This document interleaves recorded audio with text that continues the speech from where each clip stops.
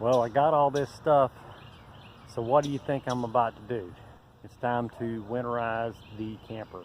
Obviously it's not that cold right now because you can see I'm in a short sleeve shirt, and this is North Carolina. It doesn't get cold here too much until late winter, but we're going to go ahead and do the winterization now while we can. We're going to be going down south soon, so we don't want to completely winterize it with the antifreeze through the pipes. So we're just going to blow out the pipes with the air compressor, and then we are going to put a little bit of antifreeze in the traps, and that usually works fine. So we're not really worried about that much. We've been getting a lot of hits on our other video where I did this last time, but last time I didn't show the water heater. Now the water heater is usually the first thing that I do when I'm winterizing. This little valve right here, when we originally got this camper, the valve here was made of plastic and had broken off on the inside. It took forever to get that thing out, so I replaced it with a metal valve. That this way I don't have to take the thing completely out. I just unscrew it a little bit, and as you can see, it just starts flowing. You open up the valve, and there it is. It's already started going. Here, when I repaired the floor, I created this little secret compartment here where I keep all my little things that would get lost if I didn't have a place for them. So all these little tiny pieces I use to winterize the camper. Okay, I've got the pump hooked up to the air pressure valve, which is also hooked up to my water pressure regulator. This is probably not mandatory, it's not a must, but I do it just to make sure that I don't get too much pressure and burst my pipes. This will regulate the air pressure just like it does water pressure. So here it goes.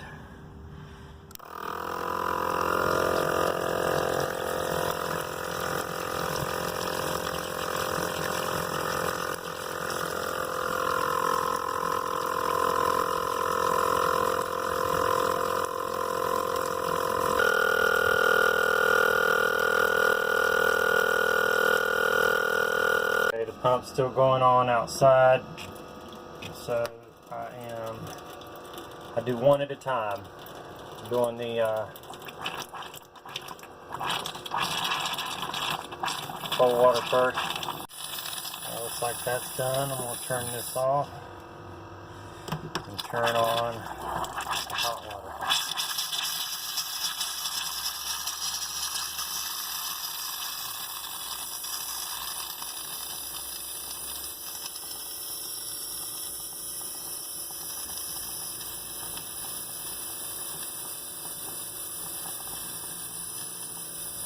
Okay, that sounds like it's pretty much done. Now I'm going to go into the bathroom.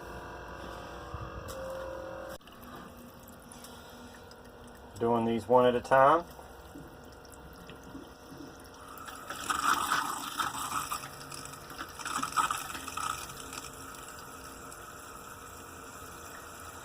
This takes a little bit longer because it's much further from the intake.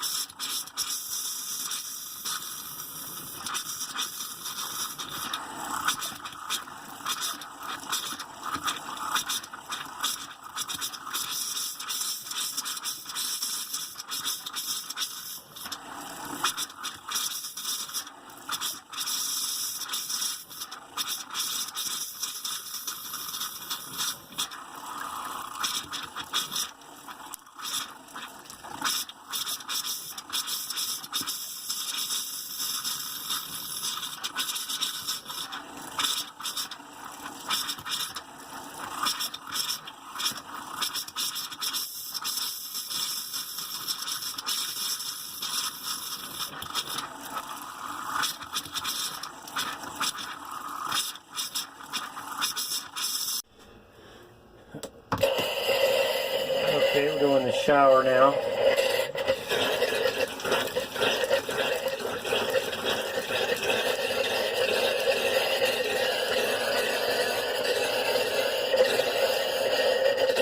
Probably a good idea to go ahead and clean out the hose too.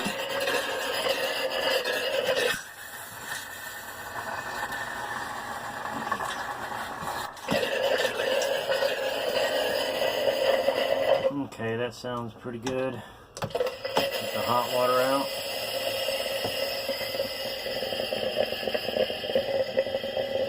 Okay. That's done. Another thing that a lot of people forget about is the toilet.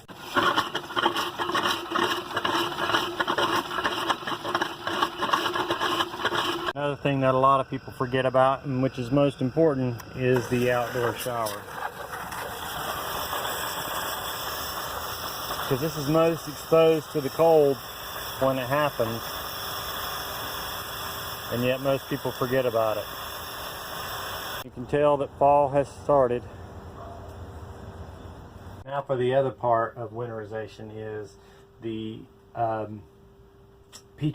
The Ptraps need to be have the antifreeze put in. When you blow your tanks out, you don't need to run the antifreeze through it in most places. I mean, if you want to, that's an added extra little bit of security if you want to do that, but I don't really need to do that.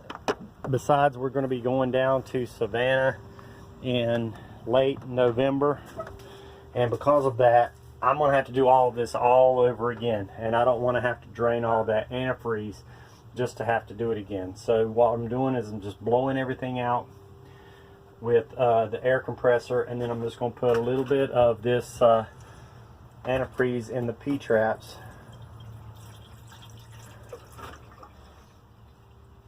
Just to keep the little bit of water that stays in the Ptrap from freezing.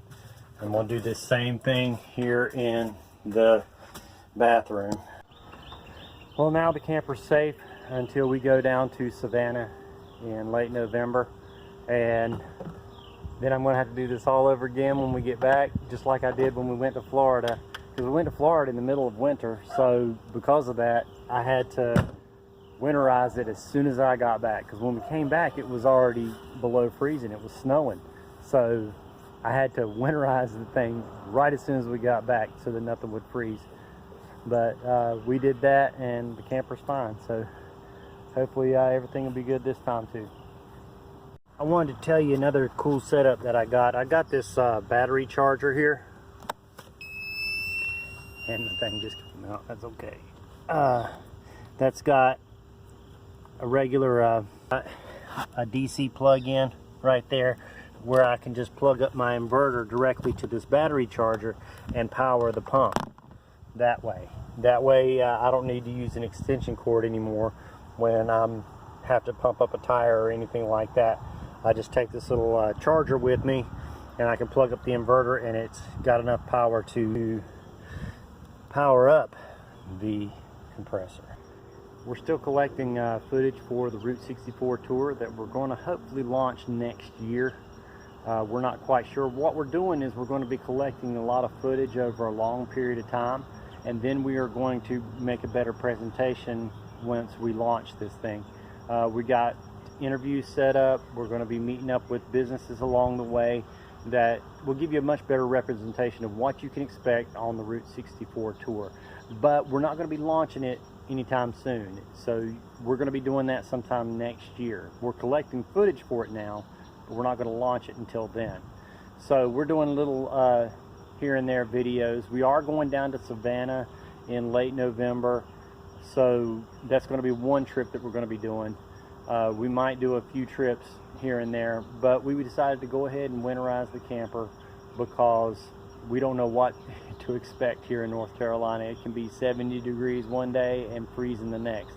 And according to Traveling Robert, the temperature up at Grandfather Mountain was 39 degrees.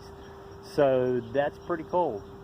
And that's not too far from here, even though that's a much higher elevation, and so it's going to get a lot colder a lot quicker there. it could find its way this way a lot quicker too. So we're going to call it a day and hope that you have some happy camping out there.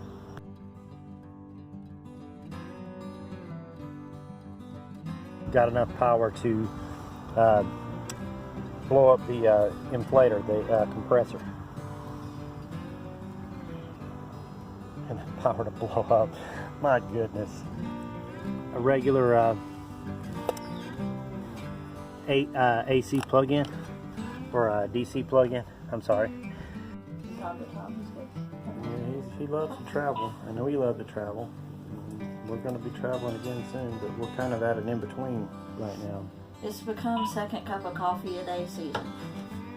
Yeah. Though my cups are really big, so I'll probably end up with about 3 by the time it's over with. Been working at home for the last few months. I love working from home, but the dog barking is a bit of a challenge. But it's nice. We've set me up a little office here in the basement, so it's my little dungeon.